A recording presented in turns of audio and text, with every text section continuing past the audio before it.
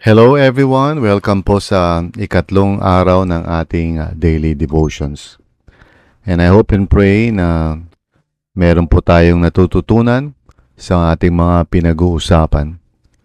And I want to go back to Psalm 51 verse 14 muli, no? The passage that we reflected upon yesterday.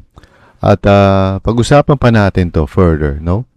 Sabi sa verse 14, Deliver me from the guilt of bloodshed, O God, you who are God, my Savior, and my tongue will sing of your righteousness. Open my lips, Lord, and my mouth will declare your praise.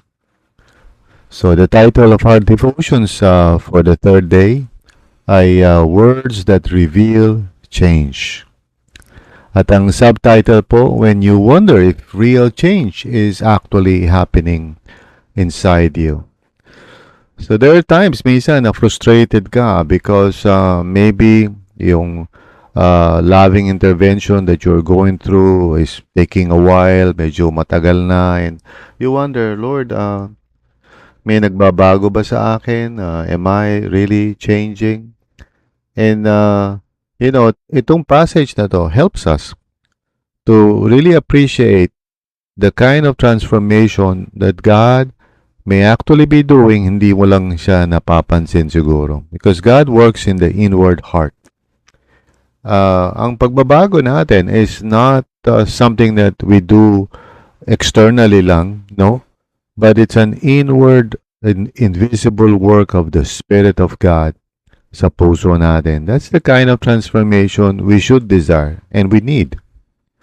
So, hindi lang yung parang something external, okay? That may have some value, pero ang real transformation is of the heart. So, tayo po ay manalangin. Lord, maraming salamat sa iyo, Panginoon, na in your mercy, you are doing a work behind the scenes, more than what we can see or understand. And we are thankful for that. Thankful po kami dahil, Lord, you are transforming us into the image of your Son, the Lord Jesus Christ, who is the true image of God. So nawa, Panginoon, magpatuloy itong work na ito sa puso namin at magkaroon kami, Panginoon, ng tunay na pagbabago deep down that glorifies you, O Lord, kasi it is your work, not our work. Thank you, Lord. It is in Jesus' name we all pray. Amen and amen. Once again, we're coming back to this passage kasi this time I want to highlight yung situation when you feel like, Lord, ang hirap-hirap, ang tagal-tagal, kailan ba ako magbabago?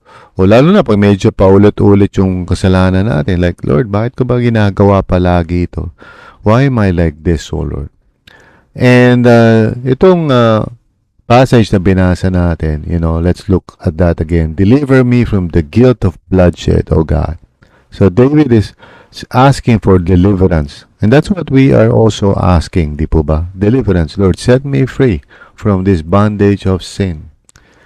So he addresses his prayer to the Lord. Sabi niya, O God, you who are God, my Savior. So it's very important to understand na ito yung mahalagang prinsipyo na it is God who is your Savior, my Savior. In other words, He is the one delivering us, setting us free, transforming us. So the Christian life is not about you trying so hard to make yourself a better person. That is really going to result in frustration talaga. You cannot do it. The Apostle Paul has taught us, sabi niya, the things I want to do, I cannot do, and the things I don't want to do, I keep on doing. You just read Romans 7, starting with verse 7. So there, yung testimony ni Paul na hindi kaya ng ating willpower to overcome the power of sin. And you have heard me say this, and I will say it again. I've experienced it, I know it, but the scripture itself, the word of God really testifies to it. Para magkaroon tayo ng realization, you cannot change yourself. I cannot change myself. It's God who is my Savior. And then sabi niya, and my tongue will sing of your righteousness. In other words, this is the result. This is the proof that you need, the evidence that God is now transforming your heart. Kasi words are coming out of your mouth not about your sinfulness, but about God's righteousness. The words that are coming from your mouth is gospel, the truth. Yun ang lumalabas sa bibig mo. Kaya sabi niya, open my lips, Lord, and my mouth will declare your praise. Yung word na "and" is an indicator of result. And my mouth will declare your praise. In other words, ito yung mangyayari. No? And my tongue will sing of your righteousness. Ito yung mangyayari. So, in other words, David is, showing us, okay, the kind of inward work of the Spirit that is evidenced by words coming out of our mouth.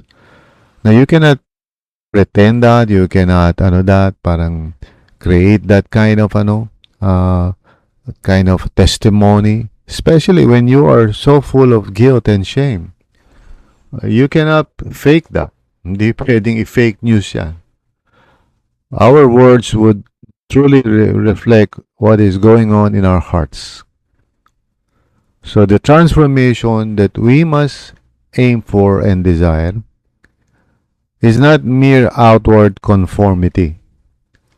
It must be inward reality. So, sa pamagitan ng inward work of the Lord, and you would notice this, and don't worry if it is not yet happening. Just trust God. But don't just aim for parang outward changes like, oh sige, hindi ko nagagawin to, o magpapakabait na ako, or something like that. That's not what you want. Kasi it would not really last long. Kasi nakafocus ka pa rin sa sarili mo. Instead ask God, Lord, deliver me. Lord, deliver me. Open my lips, Lord. Save me. Change my heart. Yun ang dapat request mo sa Panginoon. Because as the Lord works in your heart, He will indeed answer your prayers, and different words will begin to flow out of your mouth, words of testimony and of praise to God for His goodness and mercy. So, you may feel na parang, Lord, ang tagal-tagal naman, but don't worry about that. Just continue to surrender yourself to the Lord. And maybe you can also listen to the words that come out of your mouth. But don't blame yourself. Don't be parang self-oriented. Babalik ka na naman sa dating gawin mo dyan. Just trust God. If you cannot say anything like that, kung hindi mo masabi sa bibig mo yung glory and righteousness of God, kasi parang feeling mo plastic ka, and all you can really say lang talaga is how bad you are and how sinful you are, then don't worry about it. Let it go. Just let it flow. Okay? But keep on submitting yourself to the Lord.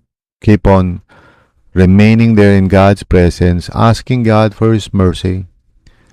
And yes, it's okay. Kung pag may mga kausap ka, talagang punong-puno ka ng guilt and shame, and when they ask you how you are doing, you would break down and cry and say, di ko alam ba't ko nagawa yun. It's all right. You can talk like that for as long as, that's the truth na lumalabas sa bibig mo. But continue to pray to the Lord. Deliver me, O God. Save me, O Lord, I pray. Cleanse me, O God. And you just keep on asking God for His mercy. And, ask the Lord, teach me, Lord. Teach me ano yung mga key lessons that I need to understand. And the more you surrender yourself to God, before you know it, there will be this very subtle shift. Words would be different after a while. Your speech would honor God. Your conversations would be seasoned with salt. because it will no longer be about you after a while. It will be about God. So hang in there, trust God. Don't worry. He's changing your heart, and that's the important thing. So don't just stop with mere confession or admission. Huwag lang parang, oh sige, nagkasala ako, patawarin niyo ako, and then you just move on. No, learn the lessons. Stay there. Kaya nga meron tayong tinatawag na loving intervention. Because you have to go through that process. It's important. Because what God desires is not just your confession, but your true transformation. And that is an inward work that you cannot do anything about except just trust God. Amen. So tayo po ay manalangin. Heavenly Father, thank you, Lord, for your grace, and salamat, Panginoon, na hindi kami kinakailangan ma-frustrate because you are faithful. You are working way beyond what we can see or understand. Please, Lord, deliver us from our sins, save us, transform us.